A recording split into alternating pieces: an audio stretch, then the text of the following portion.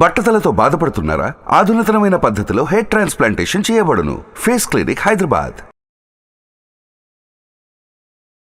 అమ్మ, ఉగాది పండుగ శుభాకాంక్షలమ్మా. అమ్మ, మీకు కూడా, మీకే కాదు చూస్తున్నటువంటి వారందరికీ, ఒకవేళ చూడకుండా ఉన్నా సరే అశేష ప్రజానీకానికి కూడా ఈ శుభకృత్ ఉగాది శుభాలు కలిగించాలి అని శుభాకాంక్షలు తెలియచెప్తున్నాను. అమ్మ, పండుగ యొక్క విశిష్టత, మన పూజా విధానం ఏ విధంగా ఉండాలి, ఉగాది రోజు అనుసరించాల్సిన విధి విధానాలు. ఉగాది అంటే ఒక సంవత్సరానికి లెక్క పెట్టుకోవడం మొదలు పెడితే లెక్కలో మొదటి రోజు. ఎప్పుడప్పుడు లెక్క పెట్టుకోవాలి కదా, ఇంతకాలం అయింది అని వారాలు నెలలు పెట్టుకున్నట్టే సంవత్సరాలు కూడా పెట్టుకునేది. అది నక్షత్ర గమనాన్ని అనుసరించి ఇది శాస్త్రీయమైనటువంటి అంశము అని చెప్పి ఈ చైత్రమాసంలో మొదటి రోజున శుక్లపక్షంలో మొదటి తిథి నాడు సూర్యోదయ సమయం నుంచి ఈ సృష్టి ప్రారంభమైంది లెక్క పెట్టడానికి అని చెప్పి బ్రహ్మగారు తయారు చేసి మొదలుపెట్టాడు. అలా పెట్టినప్పుడు ఎప్పుడూ కూడా మనం ఇంగ్లీష్లో కూడా మాట అనుకుంటాం, first impression is the best impression. ప్రారంభం ఎలా ఉంటుందో తర్వాత కూడా అలాగే ఉంటుంది అని. కనుక ఇది మొదలు గనక ఈనాడు అన్నీ కూడా శుభాలు కలగాలి అని చెప్పి మనకి మంచి కలిగించేటటువంటి అంశాలని మొదలు పెట్టుకుంటూ ఉంటాం మనం. ఈనాడు ఏం చెయ్యాలి అంటే అభ్యంగన స్నానం. అంటే బాగా నూనె పెట్టుకుని నలుగు పెట్టుకుని చక్కగా తల మీద నీళ్లు పోసుకోవడం వేడి నీళ్లతో. అంటే మిగిలిన రోజుల్లో నీళ్లు పోసుకునే వాళ్ళు కూడా ఇవాళ వేడి నీళ్ళు పోసుకోవాలి. ఇది అభ్యంగన స్నానం. అభ్యంగన స్నానం అయిన తర్వాత కొత్త బట్టలు కట్టుకోవడం. సాధారణంగా తెలుగు వాళ్ళు ఏ పండక్కి కట్టుకున్నా కట్టుకోకపోయినా సంక్రాంతికి ఉగాదికి మాత్రం కొత్త బట్టలు. సంవత్సరానికి 2 జతలన్నా కొనుక్కుంటారు కదా, అదే కదా, ఎంత ఉన్నా లేకపోయినా. కనుక తప్పనిసరిగా కొత్త బట్టలు ఇవి ధరించిన తర్వాత దేవుడికి నమస్కారం చేసుకోవాలి. వీలైతే దేవాలయానికి వెళ్ళి, లేకపోతే ఇంట్లో అయినా. ఇది అయ్యాక ఉగాది పచ్చడి దేవుడికి నివేదన చేసింది తినాలి.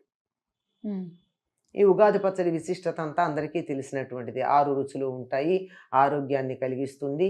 అది గనక స్వీకరించినట్టయితే మనకి సంవత్సరంలో చాలా ఆరోగ్యంగా ఉంటుంది అని అది ఉగాది పచ్చడి తీసుకోవాలి.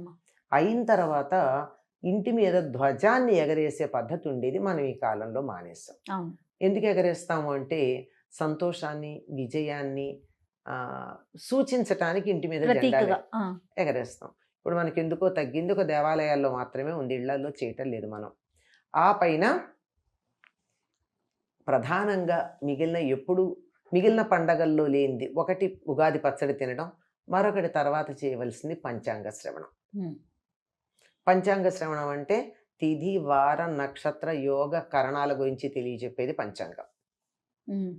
ఈ 6 ఇలా తెలియచెప్పేటటువంటి 6 కాదు, పొరపాటమ్మా, ఈ 5 అంశాలని తెలుసుకోవడం అన్నది ఏదో కళ్యాణ గుణావహం అని చెప్పి కళ్యాణ గుణాలు కలిగించేటటువంటి, శుభాన్ని కలిగించేది, అశ్వమేధ యాగం చేసిన ఫలితం, గంగా స్నానం చేసిన ఫలితం, ఇవన్నీ ఇస్తుంది పంచాంగ శ్రవణం అంటారు. పంచాంగంలో ఈ తిథి, వార, నక్షత్రాలు తెలుసుకోవడం వల్ల ఒక్కొక్క దానికి ఒక్కొక్క ప్రయోజనం ఉందని కూడా చెప్తారు. ఇప్పుడు మన పంచాంగ శ్రవణం చేసే వాళ్ళు చెప్తారు గనక ఆ వివరాలు అక్కడ విందాం. అయితే ఇవి ఎందుకు వినాలి అనేది కదా మనం తెలుసుకోవాలి. ఈ పంచాంగ శ్రవణంలో ఏం చెప్తారంటే ఈ సంవత్సరం మొత్తానికి రాజెవరు, మంత్రి ఎవరు, సేనాధిపతి ఎవరు, ధాన్యాధిపతి ఎవరు, రసాధిపతి ఎవరు, నీరసాధిపతి ఎవరు అని ఇట్లా మొత్తం అన్ని విషయాల్ని అవన్నీ తెలుసుకోవడం వల్ల ఏం జరుగుతుందంటే సంవత్సరానికి కావాల్సినటువంటి మన పనులకి ప్రణాళిక వేసుకోవడానికి వీలవుతుంది. ఎందుకంటే ఈ సంవత్సరం ఏ పంటలు బాగా పండుతాయి అని చెప్తే ఆ పంట వేసుకుంటారు. ఈ పంట సరిగ్గా ఉండదు అంటే అది మానేస్తారు. అలాగే ఈ వస్తువులు ఖరీదుగా ఉంటాయి అంటే వ్యాపారస్తులు కొని పెట్టుకుంటారు కదా. అవును. అందుకని ఒక సంవత్సరానికి కావాల్సిన ప్రణాళిక వేసుకోవడానికి అనువుగా ఉంటుంది ఈ పంచాంగ శ్రవణం. ఇందులో పుష్కరాల గురించి చెప్తారు, ఆ తర్వాత మూఢముల గురించి చెప్తారు. ఇవి చెప్పేటప్పటికీ మనం ఏదన్నా పనులు చేయాలి అంటే ఈ మూఢమి సమయం కాకుండా ఉండేట్టు ముందే ప్రణాళిక వేసుకుంటాం. ఆ తర్వాత వివరాలు కావాలంటే పురోహితుడి దగ్గరికి వెళ్ళి పెట్టించుకున్నా ముందు ఆ సమయానికి అది చేయాలని ఆలోచన చేయకుండా దూరంగా ఉండడం జరుగుతుంది. ఆ విధంగా దూరం పెట్టడం జరుగుతుంది. ఆ విధంగా ఒక సంవత్సరానికి ప్రణాళిక. ఈ మూఢమి అవి ఉంటాయని ఇవి కూడా చెప్తే ఏ సమయంలో ఉంటాయో తెలిస్తే ఆ సమయంలో మనం ఏ పనులు చేయడానికి నిర్ణయించుకోకుండా జాగ్రత్త పడతాం.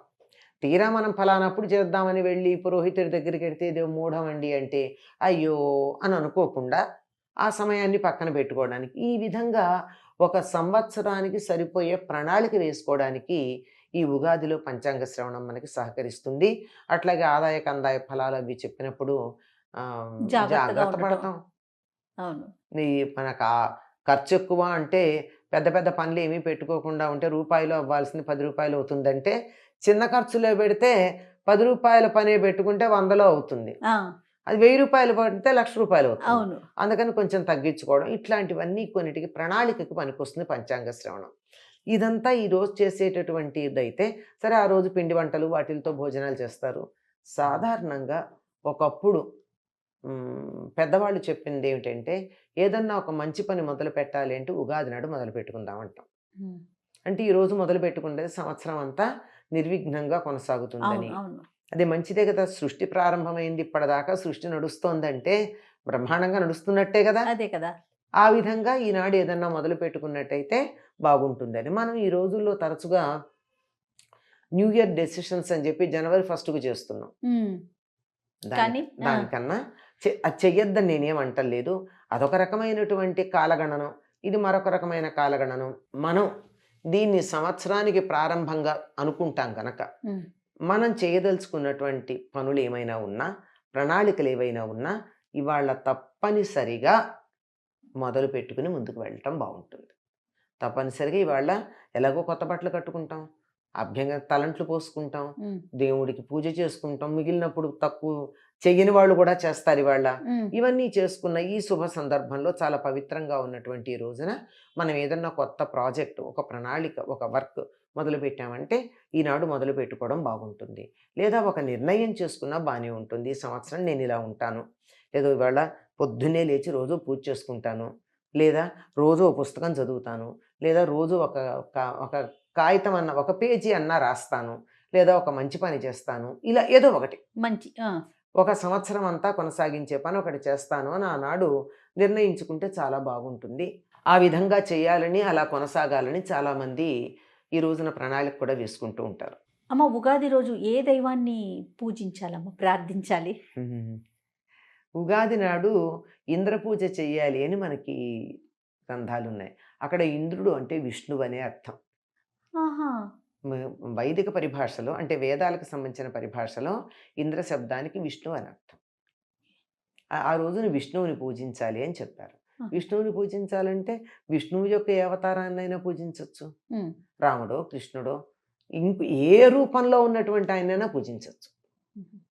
శాస్త్రం ప్రకారం విష్ణువుని అని ఉంది. అంటే ఆయన రూపమే కదండి, రాముడు అంటే విష్ణువు యొక్క అవతారమే కదా. అట్లా ఏదైనా సరే మన ఇష్టదైవాన్ని ఆనాడు పూజించుకోవాలి. ఎందుకంటే ఈనాడు ఏం చేస్తే సంవత్సరం అంతా అదే అవుతుందని ఒక విశ్వాసం ఉంది మనకి. అందువల్ల ఇవాళ పూజ చేయకపోతే సంవత్సరం అంతా కష్టమే పూజ. కనుక ఇవాళ పూజ చేద్దాం, సంవత్సరం అంతా మనం చేసేటటువంటి పూజ కొనసాగుతుంది.